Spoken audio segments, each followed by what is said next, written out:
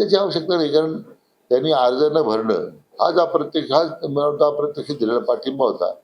आणि त्यांच्याशी आम्ही जेव्हा चर्चा केली त्यावेळी ही भूमिका होती, तालुक्याच्या विकासाकरता ज्या गोष्टी अभिप्रेत आहेत त्या आता आम्हाला भविष्यात आम्हाला करायच्या आहेत. लोकशाहीचं एक व्यासपीठ आहे निवडणूक लढवणं, परंतु एक दोन गोष्टी, एक तर शिवाजीरावांच्या निधनानंतर ही निवडणूक त्या वेगळ्या प्रसंगात होती, म्हणून त्याला एक वेगळा कनोरा होता. आणि प्लस तालुक्याच्या विकासात म्हणजे आमच्या भूमिका जर सरकार त्यासाठी वावर मान्य करत असेल तर या निवडणुकीत आम्ही कमी काय लढणार नाही. आणि मुख्यमंत्री महोदयांनी त्यांना विनंती केली होती की या सगळ्या शिवाजीरावांच्या दुःखाने पार्श्वभूमीवर आपण थांबलं पाहिजे, तर त्यांनी ती विनंती मान्य केली.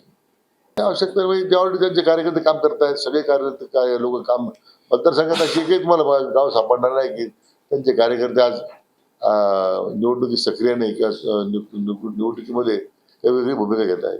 काय त्यांचे चुलते अरुणराव मार्केट कमिटी चेअरमन आहेत, गावरी कारखाने चेअरमन आहेत, ते सुद्धा हजार स्टेज आपण ते एकच कुटुंबातले आहेत.